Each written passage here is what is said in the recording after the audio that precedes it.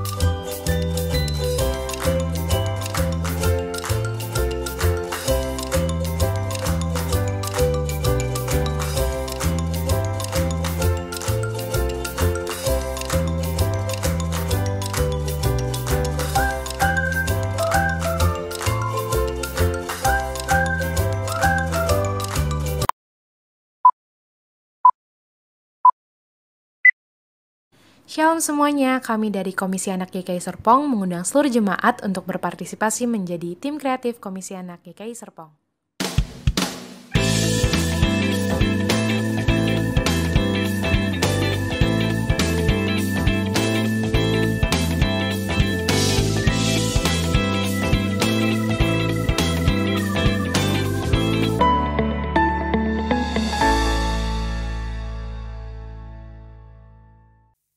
Ibadah hari ini dilayani oleh Pendeta Yosias Nugroho Wijaya. Demikian warta hari ini. Warta selengkapnya dapat dibaca di dalam e-warta GKI Serpong.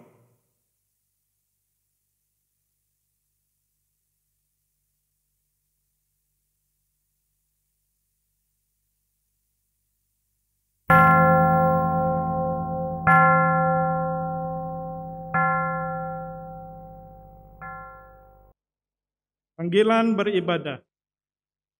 Umat yang dikasihi Tuhan, hari ini adalah hari yang dijadikan Tuhan sebagai wujud cinta kasih Tuhan pada umatnya. Mari kita nyatakan syukur lewat ibadah saat ini kepada Tuhan. Ajarlah kami menghitung hari-hari kami sedemikian, hingga kami beroleh hati yang bijaksana. Kembalilah ya Tuhan, berapa lama lagi? Dan sayangilah hamba-hamba-Mu.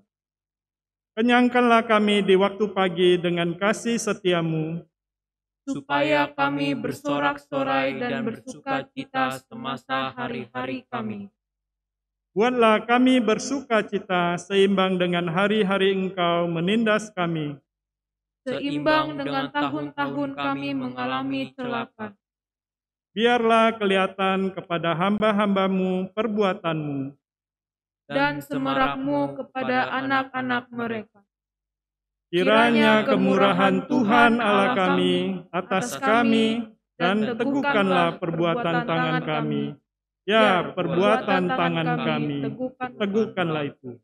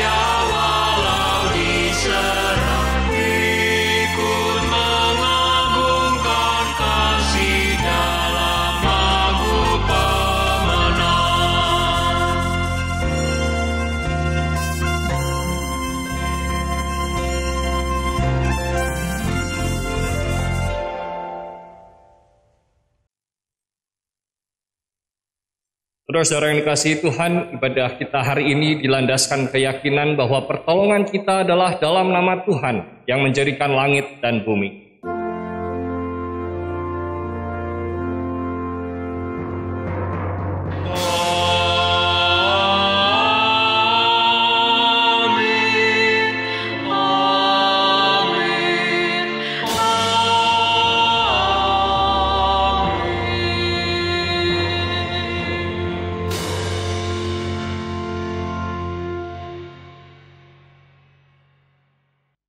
Kasih karunia dan damai sejahtera dari Allah Bapa kita dan dari Tuhan Yesus Kristus dalam persekutuan dengan Roh Kudus menyertai saudara sekalian.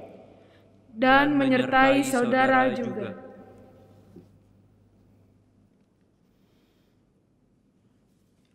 Di awal ibadah ini marilah kita mendengarkan pembacaan Alkitab yang nasnya diambil dari 1 Petrus pasal 2 ayat 24 sampai 25 yang berbunyi, Ia sendiri telah memikul dosa kita di dalam tubuhnya di kayu salib, supaya kita yang telah mati terhadap dosa hidup untuk kebenaran.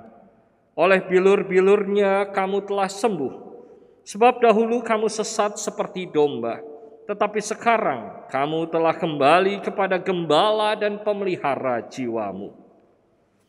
Umat yang dikasihi Tuhan, nas ini merupakan nas untuk pelayanan Sabda Minggu kedua di bulan Keluarga 2021 ini.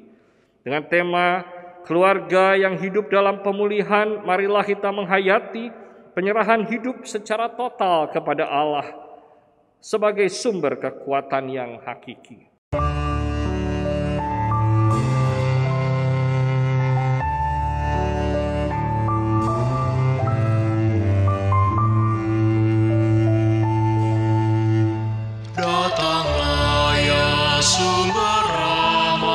Selaraskan hatiku, menyanyikan kasih selamat yang tak kunjung berhenti. Ajar aku mada indah kitab balai surgamu. Aku puji gunung kokoh, gunung pengasihanmu. Hingga kini ku selamat dengan kuat yang kau beri. Ku harapkan akan dapat sampai di negeri seri. Yesus syariatkan aku, domba binal yang sesat, untuk membela diriku, dipikulnya salib berat.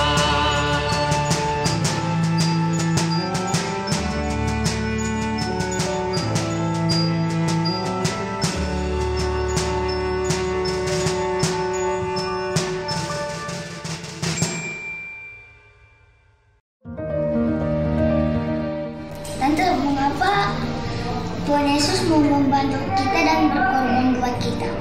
Karena Tuhan Yesus sayang sama kita, dan itu juga perintah dari Allah Bapa itu sendiri. Apa kita juga harus membantu dan melayani orang-orang sama seperti Tuhan Yesus? Harus dong. Kita harus tetap melayani orang. Kita harus membantu orang sama seperti Tuhan Yesus. Mau orang yang baik sama kita ataupun jahat sama kita. A few moments later. Mati kau. Jadi kita lagi.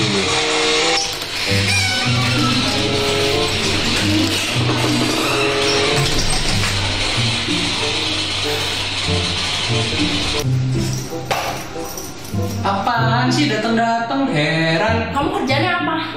Main, makan, tidur, gitu terus. Urusin anak. Dari pagi tuh aku udah nyari kerja, tau nggak? Karena adik kamu Ada hasilnya nggak? Ya kan lagi nunggu, gimana sih? Kenapa sih kok berantem? Ya ini kamu lagi ikut-ikutan masih kecil juga. Yuk, kita keluar aja yuk. Kok, gue mau ngomong dong bentar. Apaan? Masalah lo sama Cici jadi gimana? Lo ada masalah apa sama Cici? Sebentar. Ya kan lu tahu, gua tuh udah nganggur dari lama dan Gue juga gak cuman diem doang, semua udah gue lakuin, mulai dari ngelamar kerja, tanya-tanya temen. Ya tapi gimana, sampai sekarang lu tahu sendiri. Udah gitu, enci lu tuh ya, tiap kali pulang ngeliat gue main handphone, diomelin mulu gue. Padahal kan gue main handphone cuma buat ngilangin stres. Mana sini kok bandel kayak gitu, capek gue. Ya lu jangan gitu dong, lu sebagai imam, sebagai papa, lu harus menjadi contoh yang baik dong buat Cici sama Niko. Terus gue mesti gimana dong? Ya lu kurang lebih deket apa lah, coba? lu lebih deket lah sama Tuhan supaya Tuhan berkatin keluarga lu dan kerjaan lu juga. Emang gue kurang deket? Kalau lu lebih deket lagi sama Tuhan, Tuhan bisa kasih lu kerjaan, jadi lu nggak usah capek-capek lu buang-buang waktu untuk ngelamar kesana kesini, nggak akan ada yang diterima kalau misalnya lu Tuhan udah berkatin. Ya lu lebih deket dulu sama Tuhan, minta maaf sama Tuhan, minta maaf sama Cici, jadi contoh yang baik buat Niko. Tapi lu temenin ya, mau ngomong sama kakak lo ya. Oke. Galak dia. Ya udah deh, gue selesaiin makan dulu. Iya, buruan. Umat yang dikasihi Tuhan, marilah kita merendahkan diri di hadapan-Nya, mengaku dosa kita dengan sungguh-sungguh kepadanya. Secara berlitani, mari kita nyatakan pengakuan dosa. Bapa di surga, dengan merendahkan hati, kami datang kepadamu dalam doa bagi kehidupan kami sebagai keluarga. Tuhan Yesus, berikanlah damai-Mu dalam hati kami. Jadikanlah hati kami penuh dengan ucapan syukur. Perbaruilah hati kami dengan cinta-Mu. Penuhilah hati kami dengan belas kasih. Jadikanlah kami keluarga penuh damai sejahtera-Mu, di mana sukacita, gelak tawa, dan rasa aman ada di sana. Jadikanlah rumah kami tempat di mana apresiasi positif diberikan satu sama lain. Tolonglah kami agar saling mengampuni satu sama lain. Jauhkan kami dari keinginan menuntut kesempurnaan dari seisi rumah dan sesama. Ya Allah, jadikanlah kami berkat bagi sesama. Ampunilah kami atas segala kekurangan dan kelemahan kami, dan tolonglah kami agar selalu hidup dalam anugerah-Mu. Dalam persekutuan Bapa, Anak, dan Roh Kudus, kami berdoa. Amin.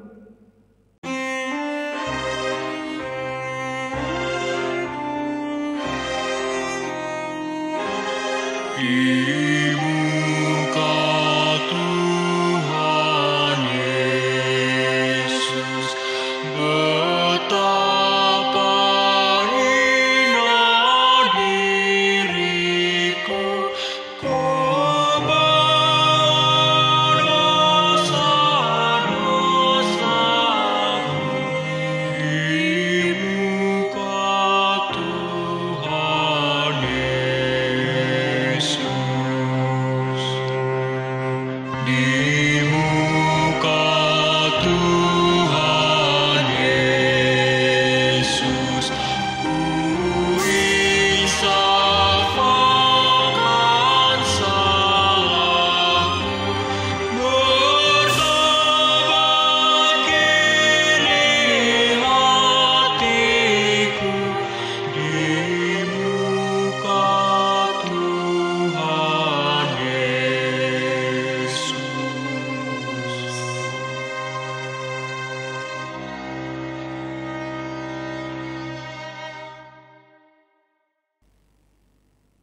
Saudara-saudaraku,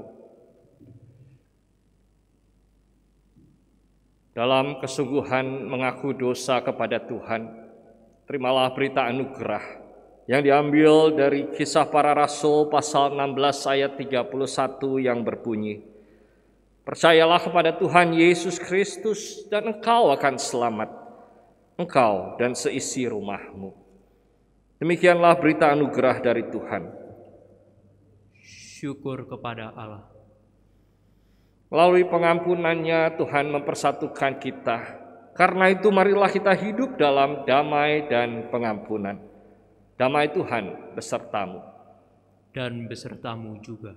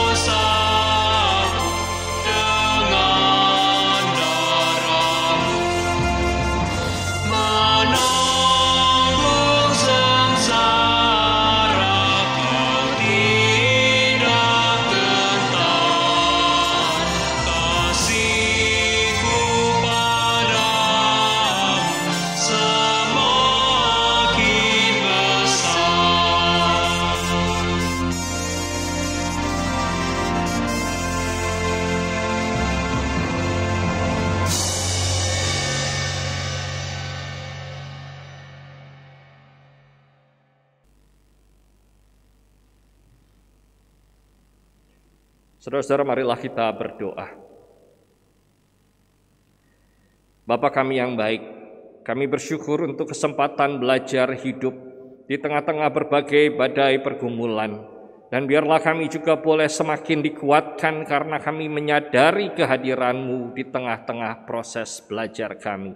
Seperti sekarang ketika kami mendiamkan diri kami untuk mendengar suara Tuhan, biarlah setelahnya kami boleh terus bergumul dalam berbagai tanya kepadamu, supaya kami dikuatkan dan semakin disempurnakan di tengah-tengah proses belajar kami.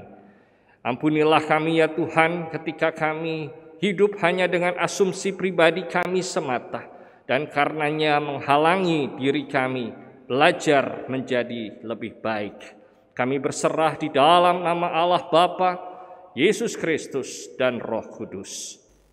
Amin.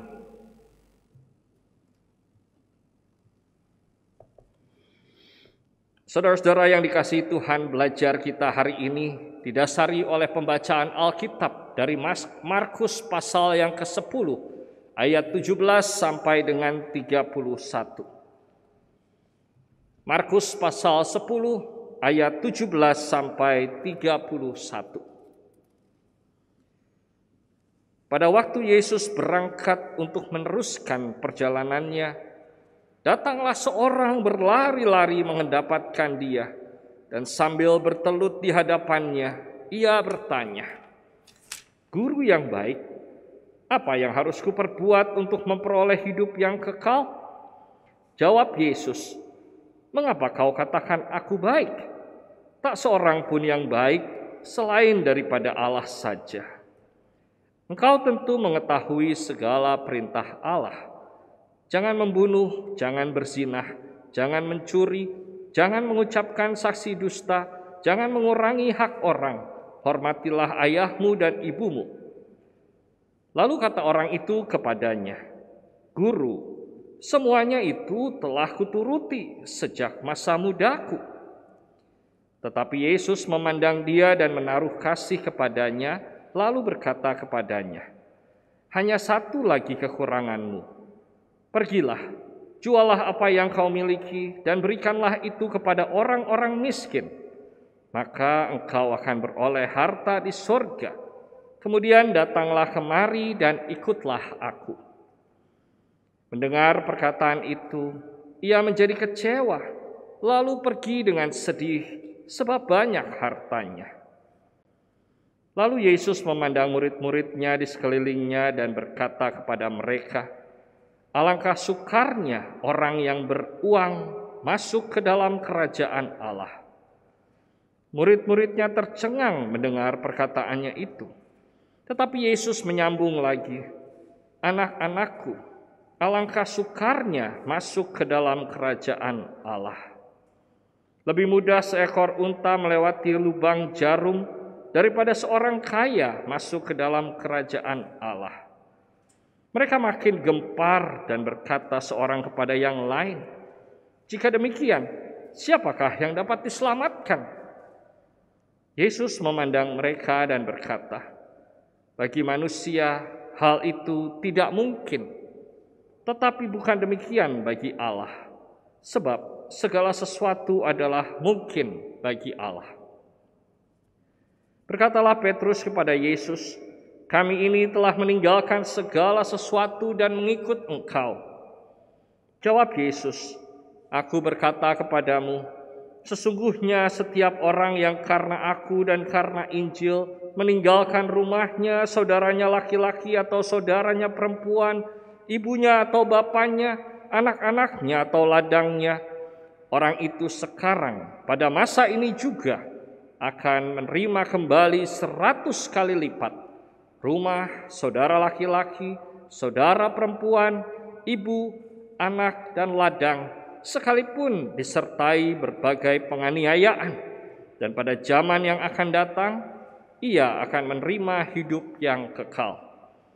Tetapi banyak orang yang terdahulu akan menjadi yang terakhir, dan yang terakhir akan menjadi yang terdahulu." Demikianlah pembacaan Injil Yesus Kristus. Yang berbahagia ialah setiap orang yang mendengarkan firman Tuhan dan yang memeliharanya. Haleluya.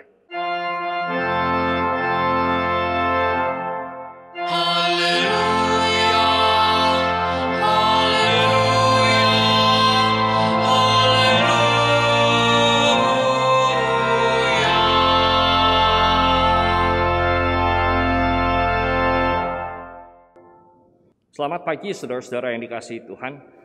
Dalam minggu kedua bulan keluarga tahun ini, mari kita menengok keluarga kita masing-masing. Dan saya akan bertanya kepada saudara-saudara, apakah saudara punya masalah? Secara teori kita pasti menjawab ada di dalam semua keluarga, betapapun baik dan harmonisnya anggota-anggota yang terlibat di situ, mesti ada saja masalah. Tetapi ketika kita ditanya masalah seperti apa yang ada di dalam keluarga kita, mungkin kita akan geleng-geleng atau bingung menjawabnya. Sebab apa? Sebab seorang ayah bekerja keras, menghasilkan uang untuk menafkahi keluarganya, tentu akan mengatakan tidak ada masalah dengan saya menjalankan apa yang harus saya kerjakan. Seorang ibu yang tekun mengurusi rumah tangganya, yang memberesi setiap persoalan rumah dari mengasuh anak, mengerjakan berbagai pekerjaan dengan tanggung jawab, pasti juga mengatakan semua baik-baik saja di rumah. Apalagi kalau anaknya rajin belajar, patuh pada orang tua, mau membantu setiap pekerjaan di rumah dengan senang hati, pasti keluarga ini mengatakan kita bukan keluarga bermasalah. Lalu bagaimana saudara-saudara kita mengatakan bahwa ada masalah di dalam kehidupan keluarga kita? Apakah sesungguhnya keluarga bebas dari masalah, di mana tidak pernah ada pertengkaran, semua selalu saling percaya, tidak pernah curiga, dan komunikasi jalan terus sehingga tidak menimbulkan hubungan yang awkward? Saudara-saudara, biasanya kita tentu tidak mengakui keluarga saya punya masalah. Saya punya masalah sebagai pribadi atau anggota dari keluarga saya. Benar nggak sih saudara-saudara? Kalau kita mau jujur, mestinya ada. Cuma kita belum tahu. Kita belum menemukan masalahnya apa pada diri saya atau pada diri pasangan saya atau pada diri anak saya atau orang tua saya. Barulah setelah ada masalah yang kronis, katakanlah keluarga ini mau bercerai, lalu terasa bahwa ada sebuah masalah atau bahkan kompleksitas masalah. Dan selama belum membutuhkan pihak lain untuk menyelesaikan masalahnya, kita beranggapan keluarga kita aman, baik-baik saja. Atau mungkin dalam taraf-taraf tertentu yang masih dapat dipahami, perbedaan tentu bisa dimaklumi. Misalnya kalau ada perbedaan soal kita mau beli makanan apa lewat online, ya, masih begitu aja sih nggak masalah. Nggak ada orang mau dikatakan keluarga saya bermasalah ketika cuma masalah seperti itu, bukan? Nah, tetapi kalau masalahnya sudah sedemikian berat, apa yang harus kita lakukan? Biasanya sebagai orang Kristen kita akan mengatakan satu rumusan sederhana, datang pada Yesus. Benar nggak? Datang pada Yesus kalau ada masalah dengan keluarga. Tidak ada orang manapun yang dapat membantu menyelesaikan persoalan ini selain Dia. Dan karena itu di dalam bacaan Alkitab hari ini kita mendapati juga sebuah cerita yang diawali dengan kedatangan seorang kepada Yesus. Ada orang kaya yang menghampiri Yesus. Dia tergopoh-gopoh berlari, kemudian bertanya kepada Yesus, apa syaratnya untuk memperoleh hidup kekal? Bagaimana saya bisa mendapat hidup kekal? Dalam pikiran saya bertanya, ini orang kenapa ya? Apakah dia punya keraguan bahwa dia tidak akan hidup kekal sampai-sampai dia nanya begitu? Atau ya orang ini biasa aja, mau memberitahukan kepada semua orang bagaimana caranya memperoleh kehidupan kekal. Dan dia datang pada orang yang tepat, sebab dia mengatakan guru yang baik. Dia percaya apa yang akan dijawab Yesus adalah sesuatu yang reliable, sesuatu yang dapat dipercaya, dapat dipertanggungjawabkan. Jawab Yesus pasti nggak ngawur, nggak asal-asalan. Lalu apa yang Yesus jawab? Kalau kamu mau masuk ke dalam kehidupan yang kekal, dengarlah apa yang dikatakan oleh Allah. Jangan membunuh, jangan berzinah, jangan mencuri, jangan mengucapkan saksi dusta, jangan mengurangi hak orang, hormatilah ayahmu dan ibumu. Lalu si orang kaya ini memberi respon. Dia mengatakan semuanya sudah saya lakukan. Ya, sudah sempurna, tidak ada yang kurang. Lalu dia bisa berkesimpulan bahwa atas dasar itu dia layak mendapatkan kehidupan yang kekal. Tetapi kemudian Yesus merespons kembali. Juallah hartamu, berikanlah pada orang miskin, lalu ikutlah aku. Dengan kata lain, orang kaya ini berpikir, Yesus nyuruh saya jadi orang miskin juga, gak punya apa-apa lagi. Waduh, gimana itu? Karenanya dia kemudian kecewa. Dia sedih dan meninggalkan Yesus. Mungkin saja dia mau protes. Apa benar sih mesti begitu? Lalu selama saya hidup saya gak boleh kaya, gak boleh punya uang, gak boleh punya harta banyak. Tentu Yesus tidak bermaksud begitu, saudara-saudara. Apa yang dikatakan Yesus sebetulnya mau bilang, di dalam segala hal yang kamu pandang sempurna, kamu masih punya masalah. Kamu masih punya kelemahan. Ya. Sadar nggak bahwa kamu punya kelemahan? Apa kelemahannya di mata Yesus? Kelemahannya adalah sifat tamaknya. Ketamakan, saudara-saudara, adalah ketidakmampuan untuk dipuaskan. Jadi orang ini nggak bakal puas, selalu mau memiliki. Nggak pernah bisa melepas, nggak pernah bisa berbagi. Dan itu persoalan di mata Yesus. Dan sekarang kalau misalnya Yesus mengatakan untuk memperoleh kerajaan Allah kamu harus lepasin, kamu harus tinggalkan sesuatu yang gak baik supaya kamu diperbaiki, supaya kamu mendapat ganti yang lebih baik. Kalau gak mau juga, ya gimana? Nangkep ya saudara-saudara? Jadi kalau misalnya nih, saya punya sebuah makanan ini menyenangkan sekali buat saya. Katakanlah ini durian.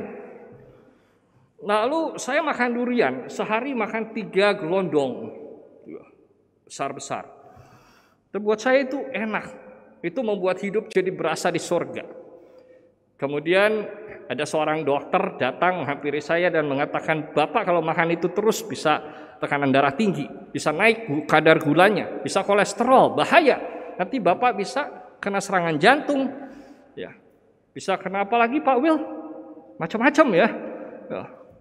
Dan bisa mati cepat, bisa mati muda. Ya. Kalau mau tuker, duriannya diambil ya sama si dokter, lalu dokternya memberikan pada saya obat penawar penurun kolesterol misalnya. Lalu saya mengatakan gak mau, saya lebih suka sama durian itu. Ya maka konsekuensinya tentu harus saya tanggung. Dan begitulah sebetulnya yang dirasakan oleh si kaya. Kalau saya tanya, sekalipun tidak ditulis di dalam Alkitab, menurut saudara, apa yang kemudian dilakukan oleh si kaya ini setelah pergi meninggalkan Yesus? Apakah dia merenung kemudian mengatakan, iya juga ya, kalau begitu saya akan coba praktekin apa yang diomongin Yesus tadi. Karena dia orang baik, karena dia guru yang mengajarkan kebaikan. Maka saya akan jual hartanya. Menurut saudara dia jual hartanya enggak? Dia bagi-bagi enggak hartanya ke orang miskin? Kayaknya enggak kan?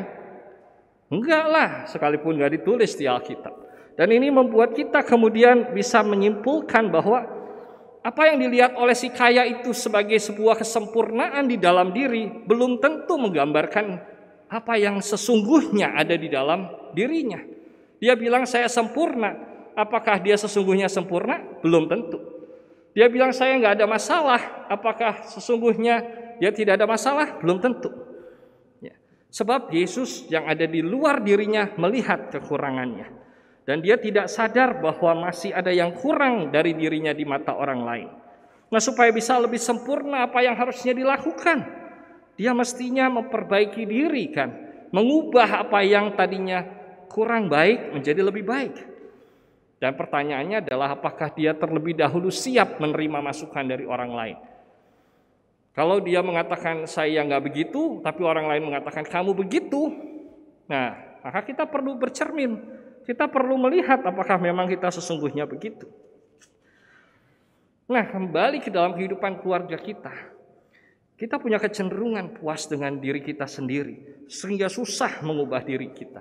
Kita senang berada di zona nyaman kita, sehingga tidak siap ketika ada orang lain mengatakan, kamu harus berubah dan meninggalkan apa yang menurut kami tidak baik. Dan akan menjadi sebuah kesulitan, atau bahkan kita tidak mau menerima masukan dari orang lain, kalau menyangkut dorongan untuk berubah. Dan itu yang namanya penyakit, saudara-saudara. Ketika itu adalah sebuah hal yang merusak, mengganggu, apalagi nantinya ketika dipertahankan, dipelihara, membuat pada masa yang akan datang hubungan kita dengan orang lain jadi buruk, maka sebetulnya kita sedang menyimpan bom waktu di dalam keluarga kita. Ketika kita sulit menerima kenyataan bahwa kita nggak seperti yang kita bayangkan, maka kita maunya menyangkali ketika ada orang lain memberikan masukan terhadap diri kita. Contohnya apa, saudara-saudara? Mungkin ada di antara kita yang gampang marah. Maka atas dasar itu ketika ada yang mengatakan Anda suka marah, gampang sekali tersulut emosinya, kita bisa mengatakan, memang saya layak marah sama istri saya, atau sama suami saya, atau sama anak saya, karena dia layak dimarahin. Jadi jangan salahkan saya. Atau kalau misalnya kita malas membantu pasangan kita berdalih memang itu sudah tugasnya dia. Kalau seorang suami kerjanya betulin ledeng yang bocor di rumah, ya emang kerjanya dia, kita nggak usah bantuin. Atau seorang istri kerjanya harus nyapu dan ngepel di rumah, biarlah dia yang nyapu dan ngepel. Ngapain kita bantuin? Nanti jangan-jangan dia merasa malah kita mengambil alih lagi. Juga tidak bersedia minta maaf kalau salah, dengan asumsi nanti juga reda sendiri. Biasanya kalau kita berantem, kita yang salah, nanti waktu yang akan menyelesaikan. Jadi kita nggak pernah berusaha untuk minta maaf. Nah, tentang hal ini bagaimana sebaiknya? Karena ketika kita belajar dari perikop atau cerita Alkitab, di situ Yesus mau mengingatkan bahwa apa yang tidak kita bayangkan sebagai sebuah masalah, ternyata bisa mendatangkan masalah di waktu yang akan datang. Sekarang belum terjadi, nanti mungkin bisa kejadian. Dan oleh karena itu, jawabnya bukan cuma datang ke Yesus, doa lalu minta dipulihkan. Enggak. Kita harus berupaya, kita harus menunjukkan kepedulian. Ketika Yesus mengatakan saya kasih kamu masukan, ada masukan dari pihak luar kepada kita. Kita merespons dengan berbesar hati, membuka diri kita. Supaya kalau ada yang salah di dalam diri kita bisa dipulihkan. Logikanya, kalau kita nggak merasa ada yang salah, apa yang mau kita pulihkan? Dan yang berikutnya, saudara-saudara, kita perlu jujur terhadap diri kita sendiri. Akuilah kelemahan kita.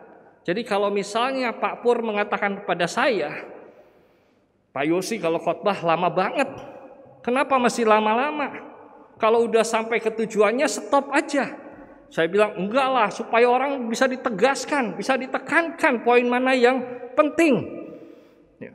Kalau saya nggak ngakuin kelemahan, bisa-bisa bukan cuma tetap lama ngomongnya, tapi bisa tambah lama. Dan gak semua orang senang dengar khotbah lama-lama. Ya kan? Nah, jadi kalau misalnya kita mengakui kesalahan kita, sama seperti kita datang ke dokter. Ketika kita punya masalah dengan fisik kita sakit, ya kita kasih tahu sama dokter keluhannya apa. Kalau kita bilang saya pusing dok, ya kalau pusing muter-muter rasanya, ya kasih tahu. Kadang-kadang kita juga mungkin nggak tahu kan bahwa masalah pusingnya seperti apa. Perlu dibantu juga sama orang lain. Misalnya sama suami kita, sama istri kita. Oh dia kalau pusing tuh suka ngigo misalnya. Oh dia kalau pusing terus tiba-tiba posisi tidurnya jatuh ke sebelah kiri. Ya dokter mungkin lebih tahu nanti. Oh ini pusing jenis apa. Tapi kalau kita nggak buka diri, kita nggak jujur, kita pura-pura kuat. Nanti dokternya juga kasih obat yang enteng-enteng aja. Jangan yang berat. Nanti saya malu kalau dianggap punya penyakit yang berat, ya nanti nggak sembuh kan. Nah makanya kasih tahulah sama dokternya apa yang menjadi masalah kita. Nah jadi saudara-saudara, itulah yang mestinya kita akui di dalam kehidupan keluarga kita. Mungkin perjalanan hidup berkeluarga kita baik-baik saja, aman-aman saja. Kita pandang nggak ada masalah, tapi hati-hati. Ya, hari ini kita diajak untuk belajar menerima kenyataan bahwa memang ada masalah di dalam kehidupan keluarga kita.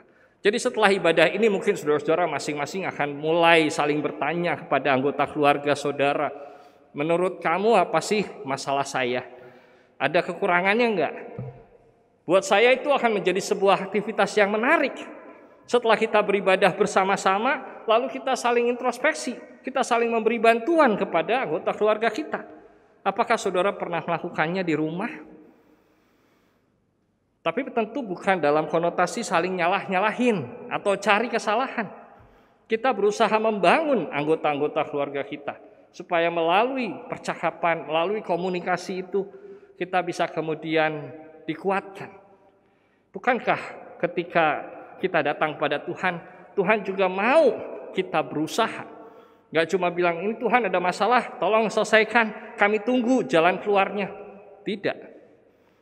Ketika kita bilang saya menerima masukan untuk memperbaiki diri, mari kita berubah. Ketika setiap anggota keluarga yang punya masalah berubah demi kebaikan, saudara-saudara tentu akan melihat nanti dampaknya. Seperti apa hasilnya. Jadi saudara-saudara, cobalah berubah. Mulai dari menerima masukan orang-orang lain. Sebab siapa tahu yang kita pandang sempurna sekarang belum tentu sempurna. Tuhan memberkati kita. Amin.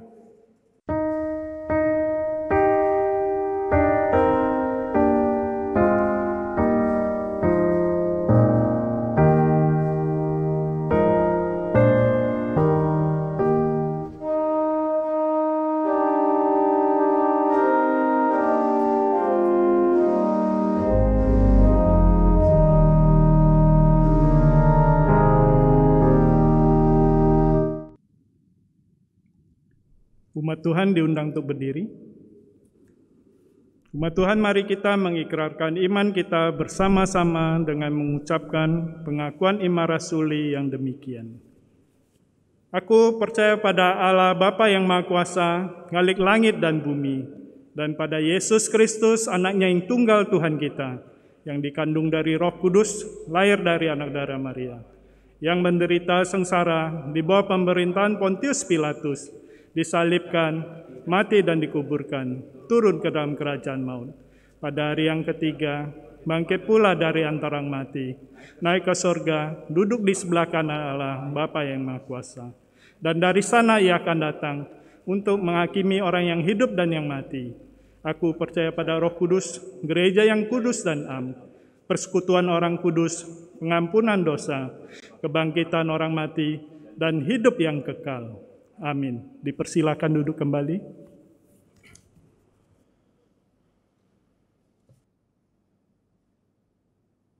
Bapak, Ibu, Saudara jemaat yang terkasih, mari kita menaikkan doa-doa syafaat kita. Mari kita berdoa. Bapa kami yang ada di surga, segala puji kami panjatkan atas penyertaan-Mu bagi kami sampai saat ini. Kami mengucap syukur atas firman Tuhan yang sudah kami dengar. Kiranya apa yang sudah kami dengar boleh menjadi kekuatan dan pedoman dalam kami menjalankan kehidupan sehari-hari. Kami berdoa untuk para pelayan Tuhan dan para aktivis di GKI Serpong. Kiranya Tuhan berkati setiap pribadi mereka. Berikan kekuatan iman supaya mereka dapat terus melayani dengan sukacita. Berikan hikmat dan penyertaan-Mu supaya mereka dapat menjalankan tugas pelayanan dengan baik. Kami berdoa untuk negeri kami Indonesia, kiranya Engkau senantiasa memberi perlindungan dan menjauhkan bangsa ini dari bencana, malapetaka, pertikaian, serta hal-hal yang dapat memecah belah persatuan.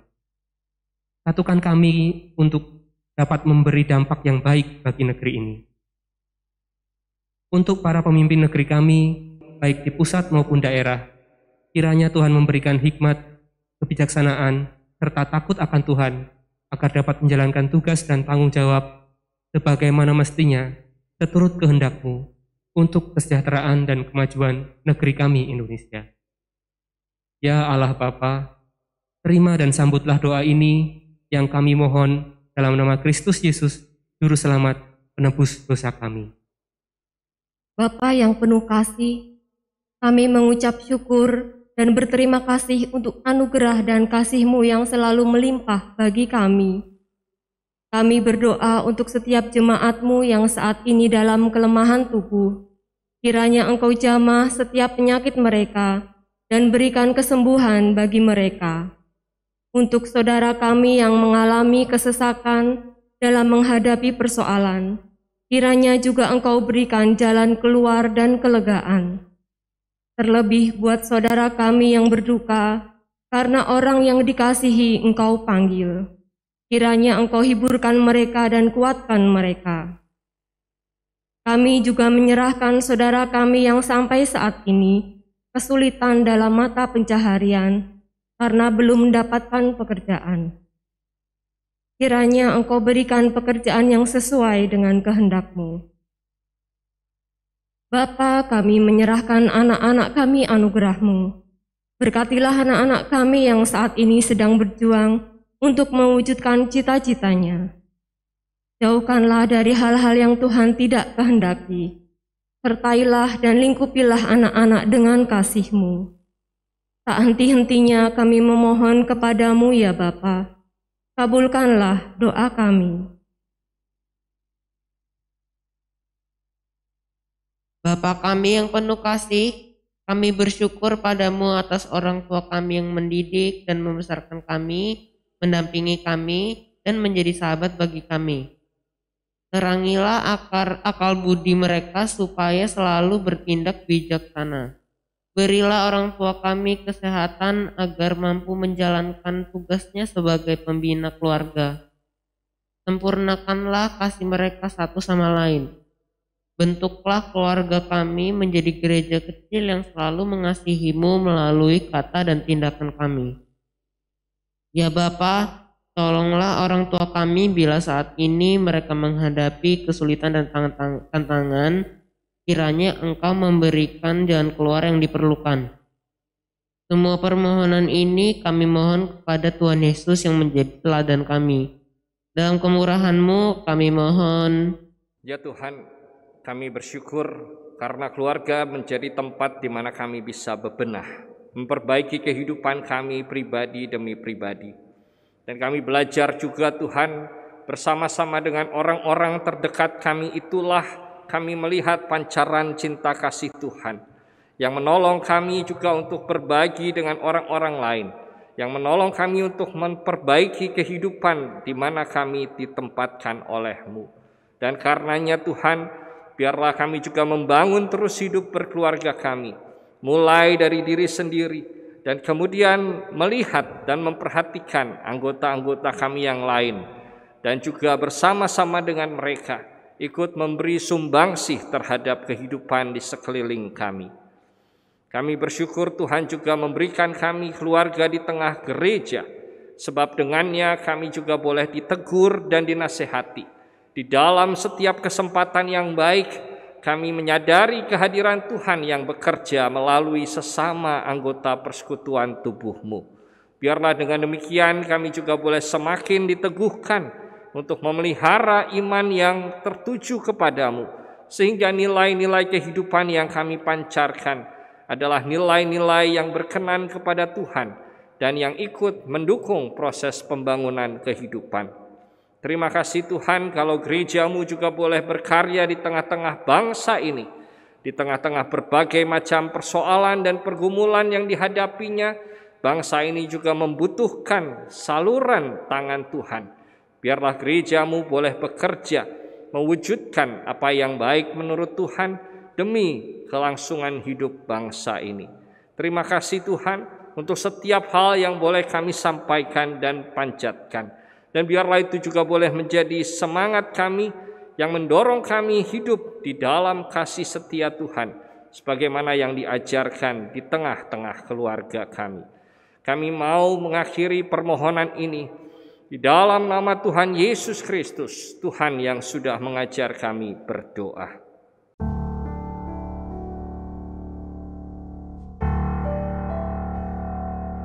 Bapa kami yang ada di sorga, dikuduskanlah namamu, datanglah kerajaanmu, jadilah kehendakmu di bumi seperti di sorga. Beri kami hari ini makanan yang secukupnya, ampuni salah kami seperti kami ampuni yang bersalah pada kami. Jangan bawa kami dalam pencobaan, melainkan lepaskan kami dari yang jahat. Sebab Allah yang punya kerajaan dan kuasa dan kemuliaan sampai selama-lamanya. Amin.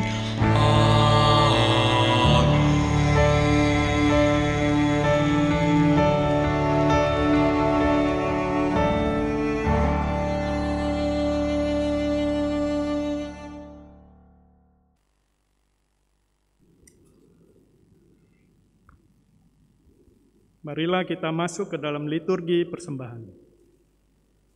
Keluarga yang dikasihi Tuhan, dengan syukur kita membawa persembahan kepada Allah seraya mengingat firman-Nya yang tertulis dalam Kolose pasal 3 ayat 17. Dan segala sesuatu yang kamu lakukan dengan perkataan atau perbuatan, lakukanlah semuanya itu dalam nama Tuhan Yesus, sambil mengucap syukur oleh Dia kepada Allah Bapa kita.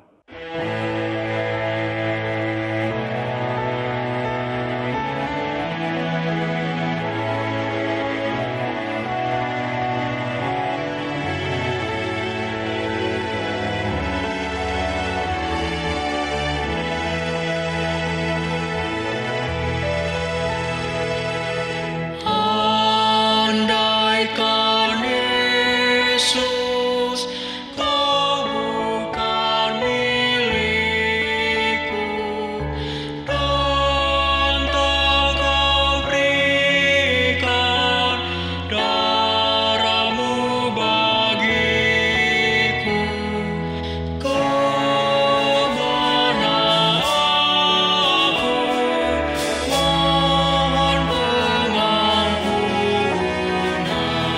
dan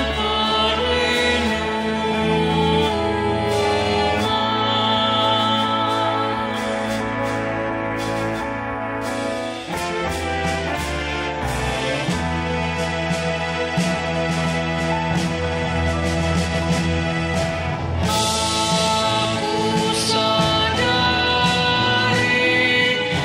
bahwa aku ini makhluk terhina yang telah kau pilih.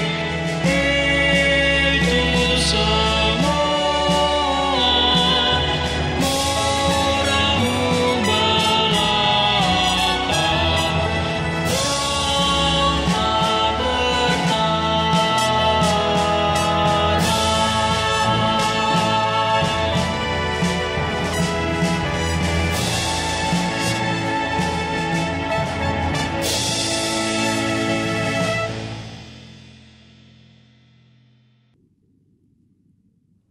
Umat Tuhan diundang untuk berdiri.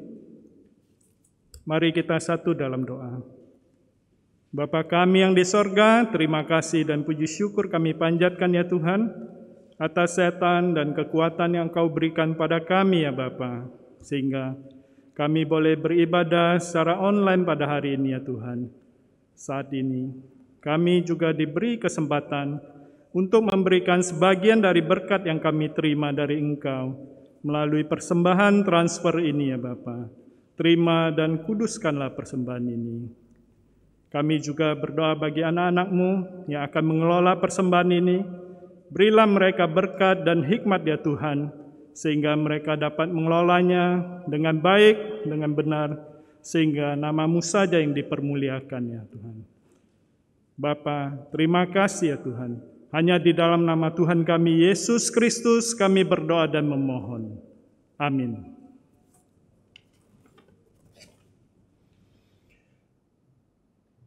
Saudara-saudara yang dikasihi Tuhan, mungkin kita tidak suka hidup diusik.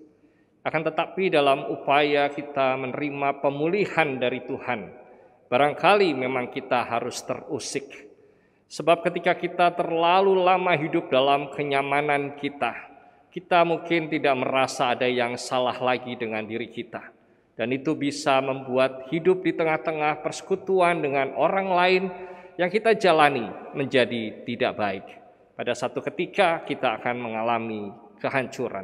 Padahal ketika kita menjalin hubungan dengan anggota keluarga, kita berharap kita bisa menikmati keindahan yang terdapat di dalamnya. Oleh karena itu, biarlah kita terus-menerus menelanjangi diri kita, sehingga ketika ada yang mengusik kita dengan hal-hal yang lemah pada diri kita, kita bersedia membuka diri dan mengubah diri menjadi lebih baik, bukan saja bagi diri kita, tetapi bagi orang lain yang hidup bersama kita. Kiranya itu boleh menjadikan keluarga kita hidup indah di dalam Tuhan. Marilah kita mengakhiri ibadah ini dengan menyanyikan PKJ 289, Keluarga Hidup Indah.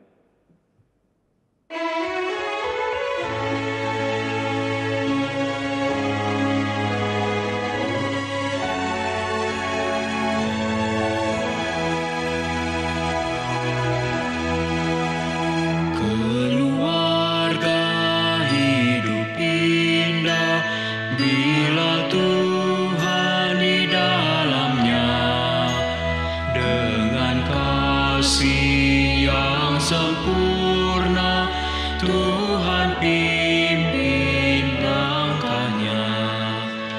Terima kasih padamu Tuhan, Kau bimbing kami selamanya.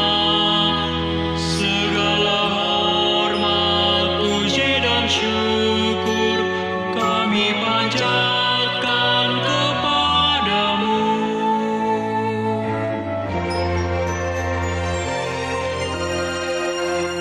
Keluarga hidup indah bila Tuhan pemimpinnya, dalam suka, dalam duka, kita dalam tangannya.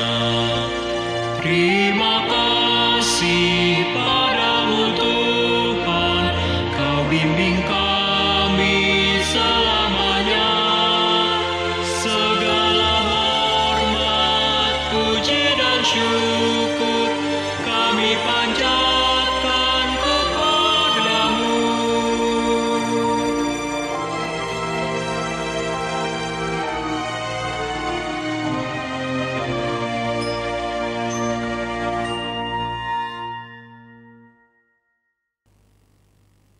Saudara-saudara, arahkanlah hatimu kepada Tuhan. Kami mengarahkan hati kami kepada Tuhan.